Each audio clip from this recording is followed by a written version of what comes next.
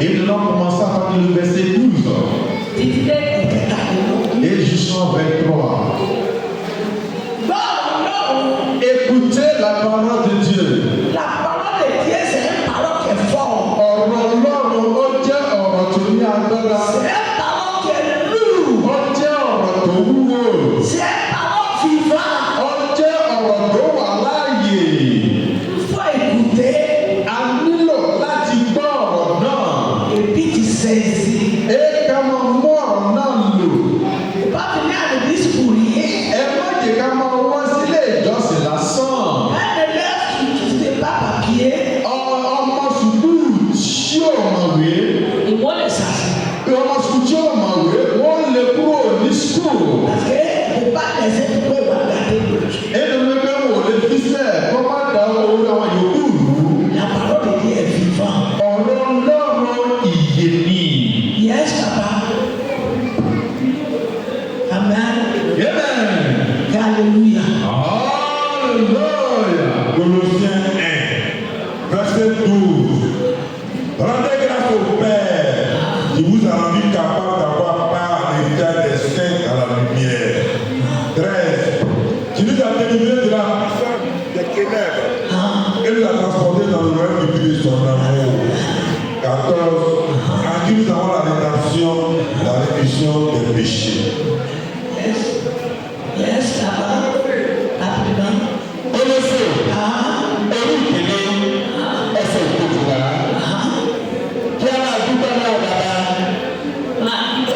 Il faut continuer à dire merci dans la main du Père. Donc tu ne reconnais pas comment il faut dire merci. Mais quand tu te réveilles seulement, tu joues au Dieu. Il faut continuer à dire merci dans la main du Père. Il faut continuer à dire merci dans la main de l'Éternel.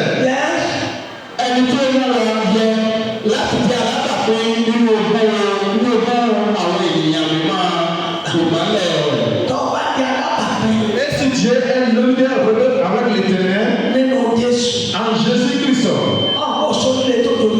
tandis que tu as bien reçu, et en ce moment tu as collaboré avec lui.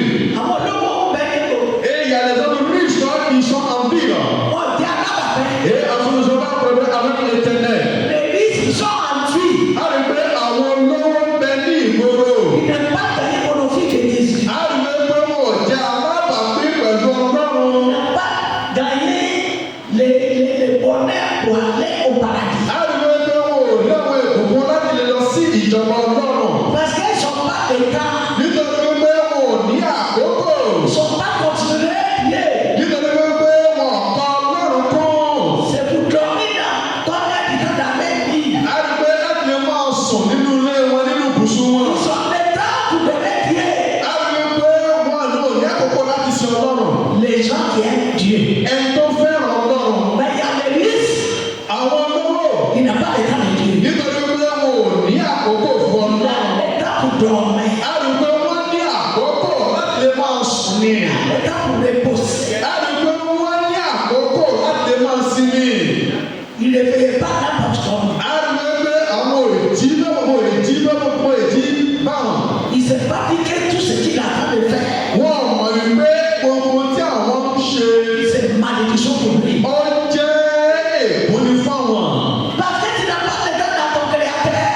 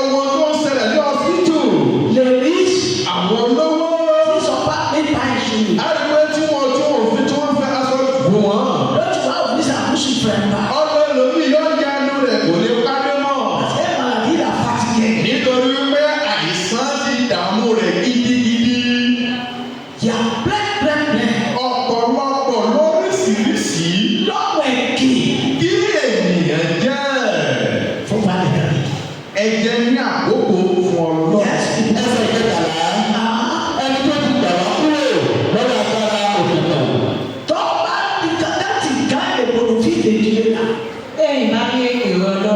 C'est ça, il t'a choisi. Il a pas choisi. Il a choisi de se créer. Vous êtes créé pas? C'est pas n'importe qui. Dieu l'a béni. Oui, travail, c'est vous qui commande et tout. Mais, un jour, il a rencontré Jésus. Jusqu'à aujourd'hui, il a fait Jésus. Mais depuis quand Jésus a choisi, il a fait Jésus. C'est pas 5 ans. C'est pas 5 ans. Parce qu'il a envie de se confier à Dieu. Il y a beaucoup de vie qui vont avec celui une fois.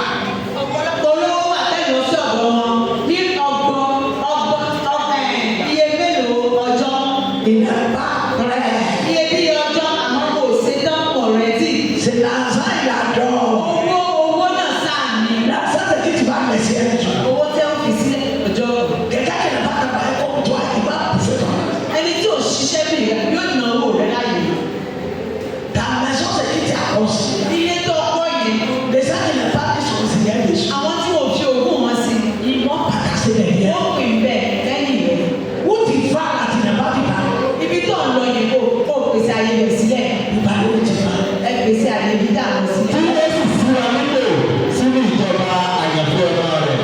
Jésus t'a choisi. Il t'a levé la route de malédiction. Il t'a choisi. Il a donné tout. C'est Dieu tout puissant t'a choisi. Tu es béni, tu es béni, tu es béni. Tu es enfant de Dieu.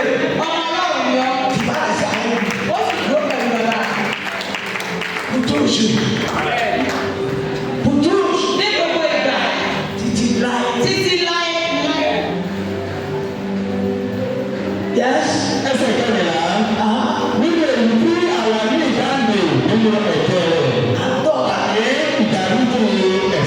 Yóò dára fún ọ. Ẹjọ́ náà kò wá ti gba Jésù. Si tu connais Jésus, tu as pardonné les péchés. Et puis tu les suis normalement. Tu es béni. Tu es aimé. Tu es riche plus que les riches. Tu es riche plus que les riches. Parce que tu as de la vie éternelle. Il t'a donné la vie éternelle. La mort de Jésus n'est pas tombée sur ses rochers. Yes.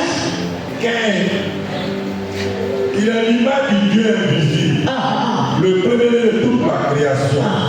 C'est car en lui ont été créées toutes les choses qui sont dans les cieux et sur la terre, les visibles et les invisibles. Trône, dignité, domination, autorité, tout a été créé par lui et pour lui. 17. Il est avant toutes choses et toutes choses vivent en lui. Amen. Yes.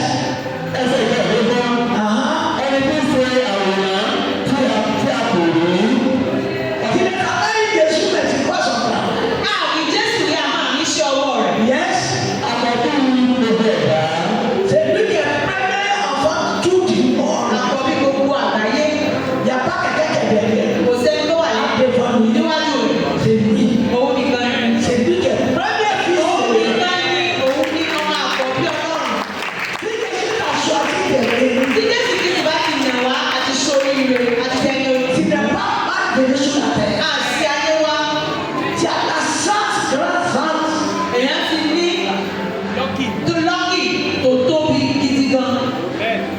Il appelait tout le monde. Mais ce n'est pas tout le monde qui le donnait. Il est ça qui ne va pas se donner.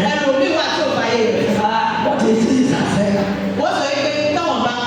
Yes.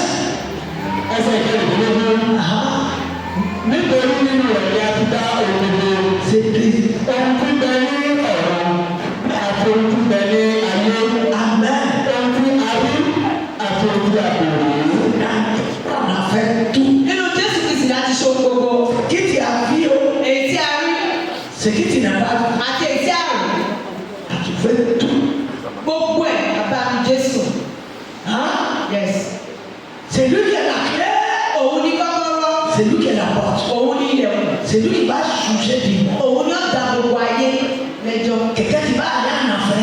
Ẹni tí ọ̀rọ̀ sí ọ̀run àpáàdì. C'est Jésus qui va le juger. Jésù ní ọ̀dà lẹ́jọ́. Quelqu'un qui va aller au paradis. Ẹni tí ọ̀rọ̀ sí paradis. C'est Jésus qui va. Jésù Kristi ní ọ̀dà lẹ́jọ́. Mais s'il t'a choisi, Àmọ́ tó bá yàn ọ́. tu étais perdu dans du Ó ti monde. sọnù nínú ayé Mais tẹ́lẹ̀. s'il t'a choisi, Tó bá wá yàn tó gbọ́ orí. tu es béni. Olùdùkú ni ọ́. Tu es heureux. Ẹni aláyọ̀ ni ọ́. Tu es reçu. Ẹ ti sórí ire. Et tu es béni. Ní orúkọ Jésù. Ìbá ṣe ìfẹ́ tàbí ìṣòro tàbí ìjọba tàbí ọ̀la nípasẹ̀ rẹ̀ ni a ti dá olóògbé wọ́n ti fún Tu entends? Il va se or, Que ce soit l'or, il va se que diamant, ce soit des diamants, il va se l'église, que ce soit des richesses, il va se l'intelligence, que ce soit de l'intelligence. c'est dans Jésus. Nínú Jésù Kristi ni gbogbo ẹ̀ wà. C'est dans lui. Nínú Jésù Kristi ni gbogbo rẹ̀ wà. Toi, tu sais quoi? Kí ni wọ́n tún wá ń wá báyìí? Il est mort pour toi. Ó kú fún ọ. Il est ressuscité pour toi. Ó jí ìdè fún ọ. Il t'a cessé. Ọwọ́ Il t'a vu. ọwọ́ ní. Il t'a levé dans ma malédiction. Ọyọ́ kò ní èdè. Il t'a envoyé dans sa maison. Ọwọ́ akọ wa ní ilé náà. C'est pas que c'est une raison. Yóò mú kó nǹkan ńlá lọ́wọ́ ní Jésù fún ọ. Ce qui l'argent ne peut pas payer, Tí owó ò lè rà. c'est ça qui est la vie, l'éternel. Iye àìníkẹ́. Et puis, il t'a donné. Ọwọ́ akọ lọ́fẹ̀ẹ́ lọ́fẹ̀ẹ́. Il est mort pour toi. Ó kú nítorí ẹ̀. Il est ressuscité pour toi. Ó jí ìdè nítorí tiẹ̀. Tu as train de promener dans du monde. Òkiri nínú ayé. Hey, sans le pays, Láì bọ̀wọ̀ rẹ̀. ta vie est danger. Nínú ewu láyé rẹ̀ wà. Yes. ẹsẹ̀ ìkẹtàlélógún òun sì wà ṣáájú olóògbé. Jésus qui est là avant tout. Ó wà ṣáájú gbogbo ayé Il est rẹ̀. le premier. Òun ni ẹnì kíní. Bíbẹ̀. Òun ni ẹnì kẹ́yìn.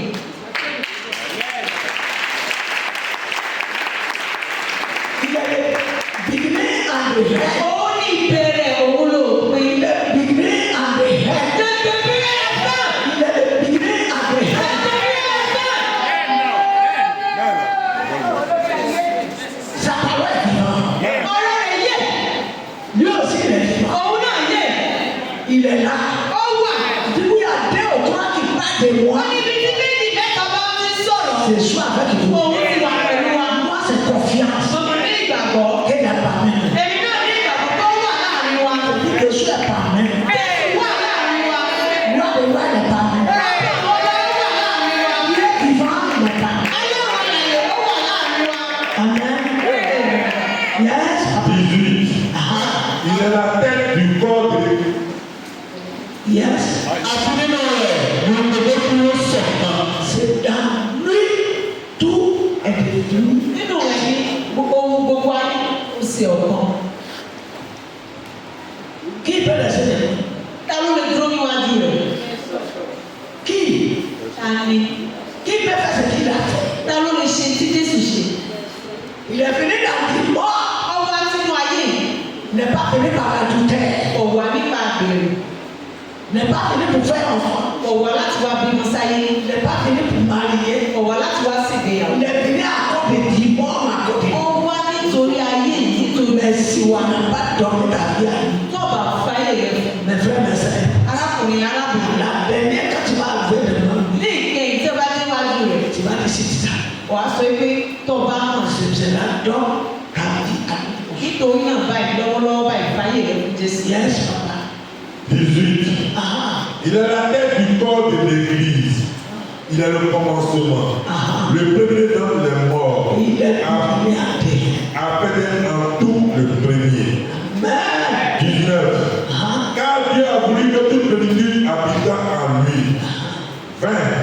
Il a voulu par lui réconcilier avec lui-même, réconcilier tout avec lui-même, tant ce qui est sur la terre que ce qui est dans les cieux, en faisant la paix par lui, par le sang de sa croix. amen. ẹsẹ̀ kejìdínlógún Ẹsẹ̀ 18.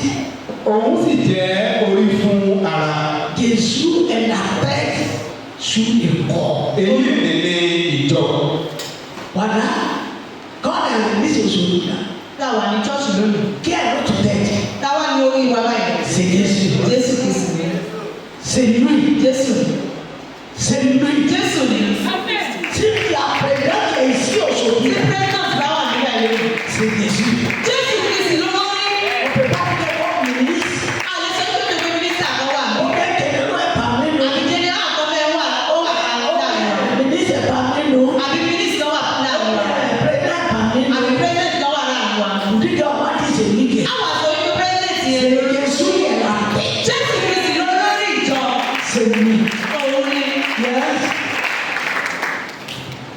Ní ẹni tí í ṣe ìpilẹ̀ṣẹ̀ àkọ́bí nínú òkú wa. C'est lui qui a le commencement. Òun ni ìbẹ̀rẹ̀. Le premier fils dans le cadavre. Òun ni àkọ́bí nínú òkú. On n'a pas eu des ailes.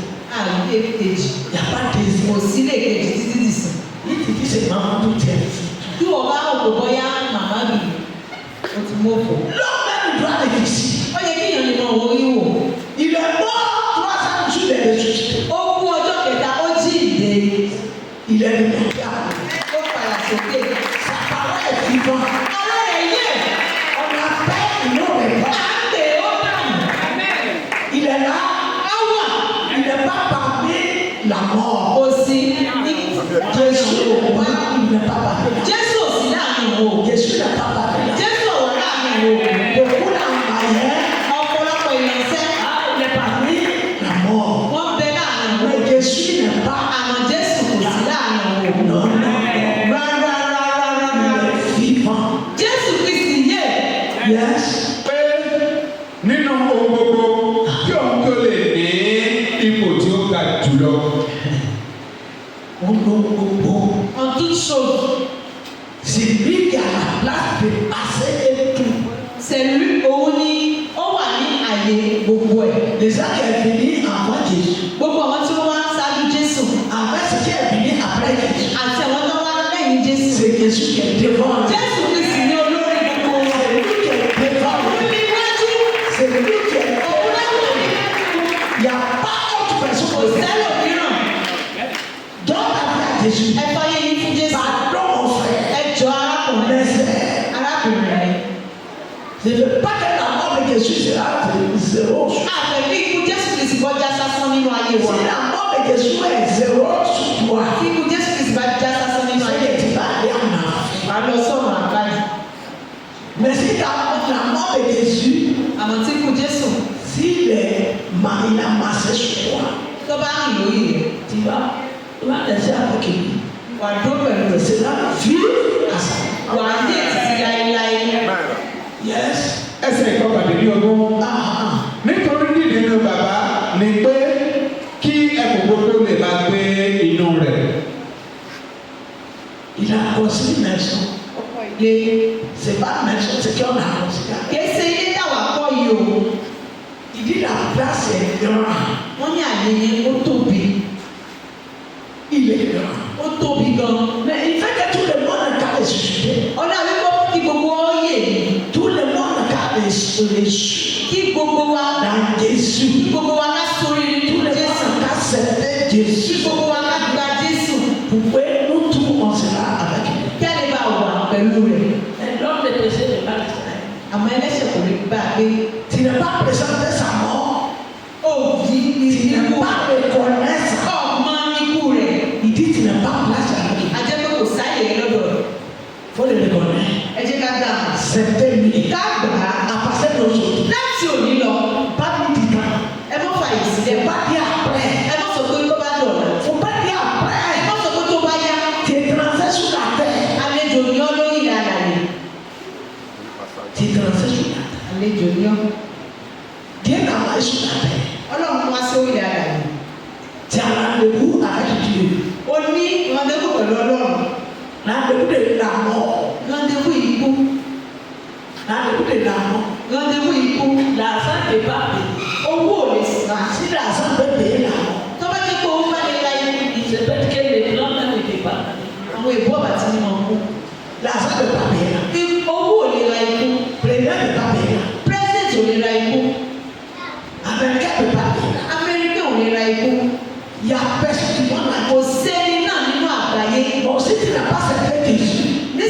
tọkọ bá gba Jésù. Susua na mo afẹ́rẹ́ tẹ̀. Títí ikú fi gba ojú rẹ̀ dé. Tí a máa ń dìde ṣùgbọ́n tẹ̀. O sì parí ayé rẹ̀ síbi tí ò dáa. Tí a máa ń dìde ṣùgbọ́n tẹ̀. Gbèsè ayé rẹ̀ o parí rẹ̀. Sínú àwọn ọ̀dẹ̀dẹ̀ sínú ìmẹ̀pá ìpọ̀tà pọ̀tọ́ wa.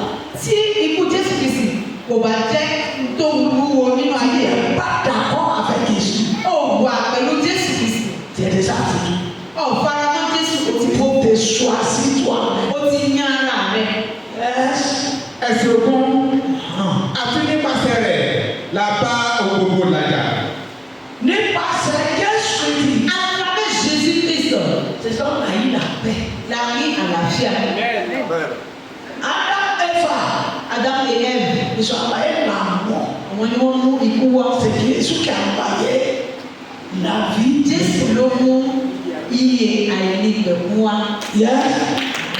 lẹ́yìn tó ti fi ẹ̀jẹ̀ àgbélébù rẹ̀ parí ìjà ó ní nípasẹ̀ rẹ̀ ìbá ṣe ohun tí ń bẹ ní ọ̀run tàbí ohun tí ń bẹ ní ayé. Si c'était qui aussi est, Tó bá jẹ́ pé tó bá wà lọ́rùn, ou bien tout ce qui est sur là. àbí gbogbo tó wà láyé, Son sang, ẹ̀jẹ̀ rẹ̀, il a déjà réglé tout. ó ti fi yanjú gbogbo ẹ̀. Donc toi, tu n'es pas certain son sang. Ìwọ tó bá wá bẹ̀ ẹ̀jẹ̀ rẹ̀, Tu n'es pas certain Jésus. ọ̀gá Jésù, Tu seras ton dernier jour. títí ìkẹyìn ayé rẹ̀, Tu es mort vivant. ó ti kú láàyè. C'est un affaire direct. Ọ̀hún apá ìdíkà rẹ̀. Yes. 21. Hein? Et vous, qui étiez autrefois étrangers et ennemis par vos pensées et par vos mauvaises œuvres, il vous a maintenant réconcilié par sa mort dans le corps de sa chair. 22. Pour vous faire paraître devant lui saint, irrépréhensible et sans reproche. 23. Si du moins vous demeurez fondés et ignorables dans la foi, sans vous définir de l'espérance de l'évangile que vous avez entendu, qui a été prêché à toute créature sous le ciel et dont moi, Paul, j'ai été fait ministre. ẹsẹ̀ ìkọkànlélógún àti ẹ̀yin tí ó ti jẹ́ àlejò àti ọ̀tá rí ní ọkàn yín ní iṣẹ́ búburú yín ẹ̀yin ni ó sì ti bá lájà nísinsìnyí. Tu as continué Jésus. Ó bá Jésù jà, Tu n'as pas certain de lui. ó bá Jésù.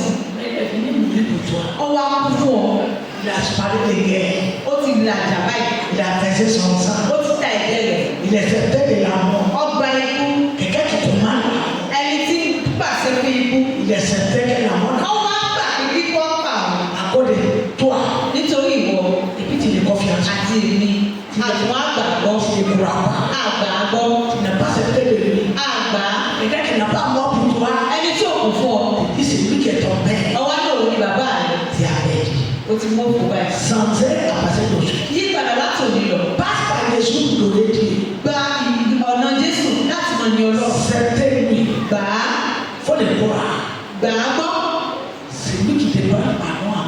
Òun ní bẹ̀bẹ̀ lọ́dọ̀ Ọlọ́run fún wa. C'est lui qui demande pardon. Òun ní bẹ̀bẹ̀. Si tu veux rentrer au paradis, Tí a bá fẹ́ wọ Párádísè, certain Jésus. ẹ gba Jésù. Une fois tu dis, tu n'es pas certain Jésus. Tí ẹ bá ti sọ wípé ẹ gba Jésù, Ah, tu es mort. ẹ ti kú Tu láàyè. es mort vivant. Ẹ ti kú láàyè. Yes. ẹsẹ̀ ìkejìlélógún nínú ara rẹ̀ nípa ikú láti mú yín wà níwájú rẹ̀ ní mímọ́ láì lábàwọ́n àti láì ní ìbáwí. C'est par la mort de Jésus. Nípa ikú Jésù, Toi tu vis. la fi wà láàyè. Toi tu peux avoir bon ciel de lui. A fẹ́ rí ojú rere Ọlọ́run. Si Jésus n'était pas venu sur la terre, Tí Jésù ọ̀bá wá lórí àlàyé kọ́, je me demande qui va rester. ta ni ọ̀bà dúró gan?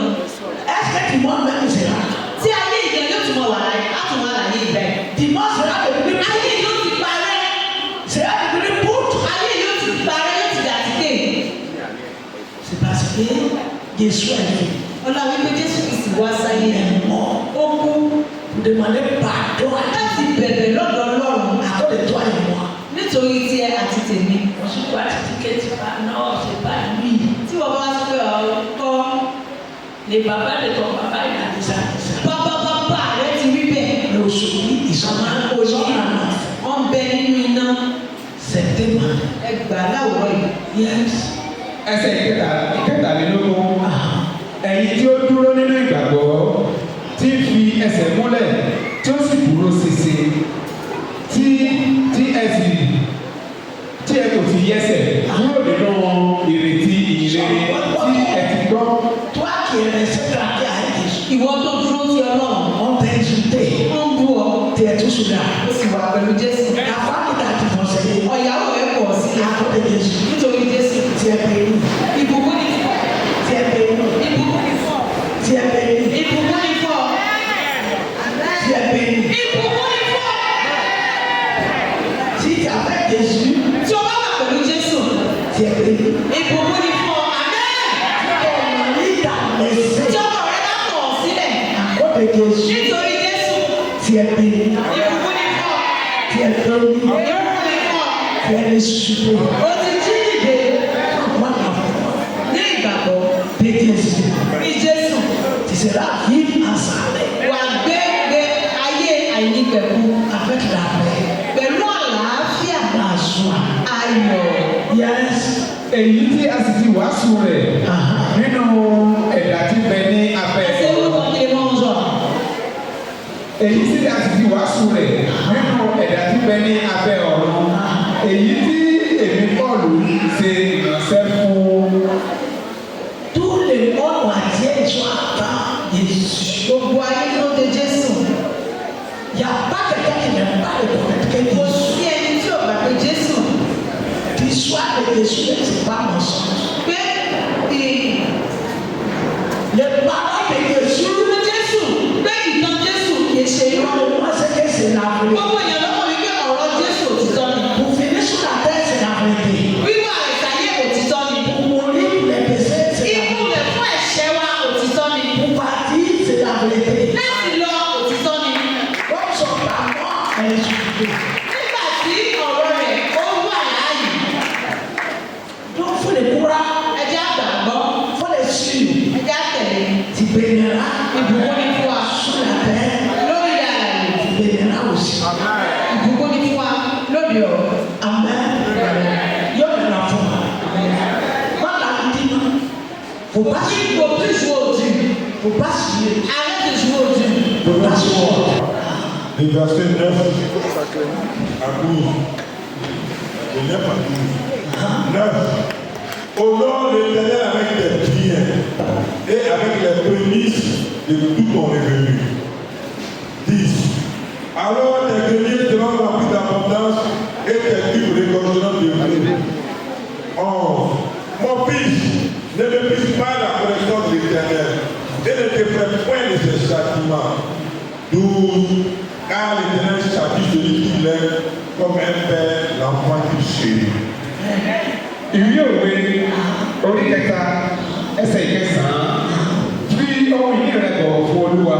Faut, qu'est-ce qu'on a dit maintenant? kí ni wọ́n sọ láwọn ẹ̀. On est vrai. tout est bien. Ce qui est en a, tout est bien. il faut prendre pour glorifier l'Éternel. fi yin Olúwa lóko. Prendre pour respecter l'Éternel. fi bọ̀wọ̀ fún Ọlọ́run. La Bible dit qu'il n'est rien à mailler. Ọlọ́run sọ pé òun kankan wá dá. Il y a ce que tu vas prendre. kò sì sí kankan tó kù padà. Hein? yes. Respecter la parole. ẹ bọ̀wọ̀ fún ọ̀rọ̀ Ọlọ́run. Faut suivre la parole. ẹ jẹ́ àtẹ̀lé ọ̀rọ̀ Ọlọ́run. Faut s'appeler la parole. ẹ jẹ́ àgbà ọ̀rọ̀ Ọlọ́run gbọ́. Faut payer la parole. ẹ jẹ́ bọ̀wọ̀ fún ọ̀rọ̀ Ọlọ́run. On va avoir paix de Dieu. ẹ jẹ́ bẹ̀rù Ọlọ́run. Yes. àti láti inú gbogbo àkọ́bí ìbísí oko rẹ̀. Qu'est-ce que tu tout à l'heure? tí màmá sọ fún wa tán nísìnyí. Après dire, lẹ́yìn ìdá mẹ́wàá. il y a beaucoup de lois qui y a dit. ọ̀pọ̀lọpọ̀ òfin wà tí Ọlọ́run sọ. Qu'est-ce qu'on appelle accompli au les premiers enfants? Qu'est-ce qu'on appelle? Dit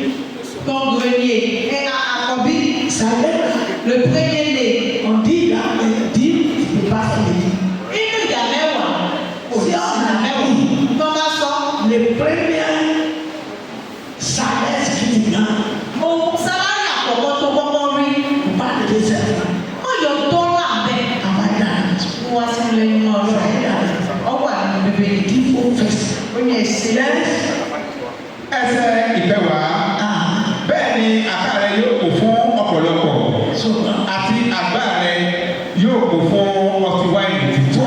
Wọ́n ti lé pété. Ẹsẹ̀ ìkẹwàá. Ọkàn wọ ẹsẹ̀ kẹwàá. This. Ẹsẹ̀ ìkẹwàá. Bẹ́ẹ̀ ni àká rẹ yóò kò fún ọ̀pọ̀lọpọ̀. Nọ ìbọn sọ pé Ẹsẹ̀ kẹsàn-án. Ẹsẹ̀ kẹsàn-án. Fi ohùn ní rẹ bọ̀wọ̀ fún Olúwa. mẹ́rin ẹ̀ fi bọ̀wọ̀ fọ́lọ́. Porte pied pour honorer l'Éternel. Owó tó fi pamọ́ pẹ́rẹ́pẹ́. L'argent que tu as gardé. Ìwọ gán máa bí òfìsì. Toi, tu sais où tu as caché ça. Rádaràdà. N'importe quoi. Rádaràdà. C'est n'importe quoi. On respecte owó jọ lọ. Tu respectes l'argent de Dieu. Ọwọ́ àmì òkú sí. Et puis ça est là où tu as caché. Pẹ́rẹ́pẹ́. C'est déjà devenu sec. Oui. Èmi yóò fọ́lọ́. Tu ne peux pas donner ça à Dieu. Yóò tiẹ̀. Ça, c'est pour toi. Bíbélì sì ló mú kó wá. Et la Bible nous dit que tu n'as rien emmené sur la Ó terre. sì wá tó máa jọ Tu ne sọ̀rọ̀. peux pas savoir quand tu vas retourner. Ìyẹn ni pọ́blẹ́mù fún ẹ tí ó fẹ́ náà. C'est ça le problème pour la personne qui n'a pas Dieu. Láti inú gbogbo àkọ́bí ìbísí gbogbo rẹ̀. Àgbà láti inú àpọ̀sí máa dà mí. Prémisse de tes biens. Sèkìtì náà. Yes. Àbáyé òòṣà. Prémisse de tout ce que tu as. Àtọ̀ kakao nà. Kókó rẹ̀, Ṣúṣà nà àmàfẹ́. títí, Sàṣẹ̀dọ́nẹ̀. gbogbo ẹ̀. Tìfà. Mú kó tà á. Túnàṣà. Gbogbo owó yẹn. Ìdífò bá mi lè fẹ́. Ó ní mọ̀ yóò dọ́ àbẹ̀. Àmọ́ ẹ̀dá rẹ̀ sùn. Fún wa sí ilé mímọ́ náà. Kí ìwà kúrò ní àpẹ́. Ìtí ó wà pèsè fún ọ tó bá yá. Ìdàsá. Sèkì ìsìlá kúrò ní àpẹ́. Ìtí ó wà kù fún ọ tó bá Kakao nà. dé. Ti mílíọ̀nù. Tó bá jẹ́ pé mílí àbáyé. Sẹ́sàn. Bóyá sísan mi bá ní o. Bífọ̀ van àmọ́ ẹ̀dá. Ó ní kẹta kẹsì ní wá sí owó yẹn wá sí ilé mímọ́. Avec dit, c'est pas mal ce soir. Pẹ̀lú ìdájọ́ wà kéésì kankan náà. Èrè ní Avec tout. ẹ mú gbogbo ẹ̀ wá. Yes. Ẹsẹ̀ ìkẹwàá. Ah. Bẹ́ẹ̀ ni àká rẹ yóò kò fún ọ̀pọ̀lọpọ̀. Mais c'est comme ça qu'il va reçu. Wọ́n ní bẹ́ẹ̀ ni yóò sì ní Il sera béni. ìlú Jusqu'à títí même pas pour la place. ayò ní ìgbà. Est-ce que tu as la foi? Ṣé o sì nígbàgbọ́ báyìí? Tu peux faire ça. Ẹ tó lè ṣe. Il y a d'autres même si tu es dans le pays. Ẹlòmíì wà tọ́lọ̀ bá bẹ̀rẹ̀ sí. Il ne peut pas aller dans son âme. Kò lè kó owó yẹn wá níwájú ìrìnsẹ̀ ọlọ́run. Donc, il est mettre en main des choses. Ìrìnsẹ̀ ọlọ́run ẹ̀ bá gbọ́wọ́ lé. Béni là.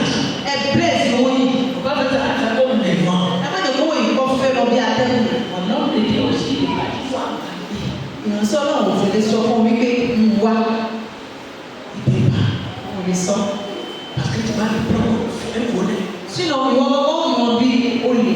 Àti àká rẹ yóò kò fún ọtí wáìnì títún. Tu seras aimé dans tout et tout. Ìbùkún ni fún ọ. Ọ̀là ayọ̀ nínú ohun gbogbo. Tu seras aimé dans tout et tout. Ọ̀là ayọ̀ nínú ohun gbogbo. Yes. Ẹsẹ̀ ìkọkànlá. Ọmọ mi má ṣe kọ ìbáwí Olúwa. Ọmọ mi, enfant, mon Mon fils, enfant, mon fils, faut s'aider le commandement de Dieu. gba ìbáwí Olúwa. Ne fouillez pas. Má wá. Ne demandez pas est-ce que c'est vrai. Má béèrè pé sí òótọ́ ni àbí irọ́ ni. Ce qu'ils ont dit là, est-ce que c'est bon? Ní tí wọ́n sọ yẹn sí wọn mọ̀ báyìí. Ça y est dans le pays. Gbogbo ẹ̀ ló wà ní Quand káàdì. je dis voir la maison, faut aller. Tí ẹ bá dé ẹ lọ tún gbà. Faut aller dire. Ẹ lọ ka Bíbélì mi. Premier, Àkọ́kọ́, si tu travailles, àkọ́kọ́ iṣẹ́ ilé. le premier salaire, c'est que Àkọ́kọ́ sálárì. envoyer tout. Ẹ mú gbogbo ẹ̀ wá. Donner à Dieu. Ẹ fún Ọlọ́run. Il dit, tu seras heureux. Ó ní ẹ jẹ́ òògùn. Plus que heureux. Ẹ láyọ̀. Ah. Bẹ́ẹ̀ ni bí agara ìtọ́ni rẹ tó má sì dá ọ. Má sọ pé o gbọ́n. Ne dis pas que tu es intelligent. Má sọ pé o gbọ́n. Ne dis pas que tu es intelligent. Níwájú Ọlọ́run. Demande l'Éternel. Tí wọ́n náà bá délé. Si toi aussi tu rentres chez toi, Ọlọ́ kà. va le lire.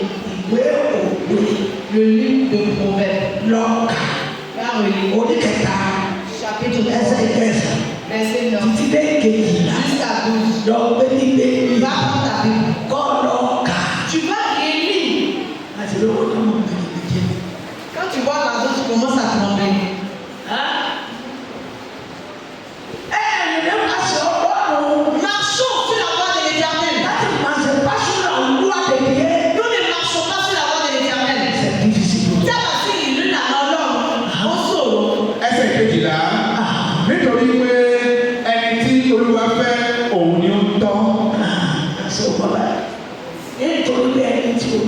C'est la personne que Dieu aime. C'est la personne que Dieu aime. C'est lui qui châtie. Elle est dans parfait. C'est lui qui corrige.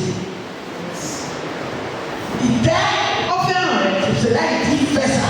Et donc, je sais pas. Quand tu comprends, tu fais ça. Tu vas pas marcher. Tu es béni. Et beaucoup de fois, parmi nous là, il est vraiment fait ça. T'as l'autre, je sais pas.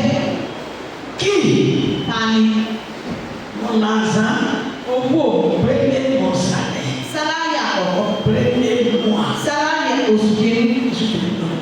Oui, mon mot va faire l'or. Par le fait qu'il m'a dit la paix. Àti yọ ìdámẹ́wàá gan ó ṣòro fún ọ. Èmi ti ti dàbá ẹ̀bẹ̀ ní sùn. Ọ̀wá sọ pé òkè kúkú wọn lọ́rùn. Kéde ló pa. Bí ọ̀nà kó dárí jù wọ́n. Yes. Gẹ́gẹ́ bí bàbá ti ń kọ́ ọmọ tí inú rẹ̀ dùn sí. Ọmọ bàbá ìṣèlérí sàn fọ́ọ̀sì kì í lẹ̀. Bí ó bàbá ti ń tọ́ ọmọ tí inú rẹ̀ dùn sí. Díẹ̀ àdèsá kìí sì kìí ti pé fẹ́ pèsè. Ọlọ́run ti sọ tó yẹ ká ṣe láti torí rẹ̀. Ilé àdèsá dì. Ó ti sọ. Mẹ́sẹ̀ tó àjà. Àmọ́ ṣé èmi àti ẹ̀ ṣe àṣe? Ṣé kí ìdí náà ṣe bá òde wa? Ìdí à ń sọ yìí lè ṣe tiwa. Ṣẹ̀kù máa ń nàka ìdí. Títí ẹni wípé kó kàn púpọ̀. Ṣé àpẹẹrẹ ṣe? Òwá ń fò. Sábà mọ́. Ọ̀rọ̀ rẹ̀. Sábà lè ṣe nàbà. Ọ̀wá lọ dúró ní kéde ọlọ́dà kéde. Títí dọ́ọ̀lọ́. Ọ̀wá sọ fọ́lọ́ pé ẹ̀sìn wa títí dà. Èyí tó wá sọ fún ọkọ. Ẹ̀sìn ti àfẹ́sẹ̀. Ọ̀rọ̀ rẹ̀ tó sọ yẹn tó ń ṣe. Ọ̀nà àṣàṣe ti fi sí gbogbo ìyá. Owó rẹ̀ ó ṣòro láti yọ fọ́lọ́. Yes. Amen. So, est-ce que tu as compris? S'il te plaît, n'oublie pas. Arrivé chez toi à la maison. Il faut relire. Comment faire? Rapide. Pas dire que l'homme de Dieu est escroc. Peut-être qu'il veut te mélanger, te tromper quelque part. Toute la Bible du monde entier. Va l'acheter. Et puis tu lis. Si tu n'as pas trouvé ça comme ça dedans, c'est qu'elle n'est pas l'homme de Dieu. Yes. Si tu as réussi, ton premier salaire, est fou alors. Qui est-ce qui a déjà fait cela? Qui est-ce qui a déjà fait cela? Qui est-ce qui a déjà fait cela? Tu veux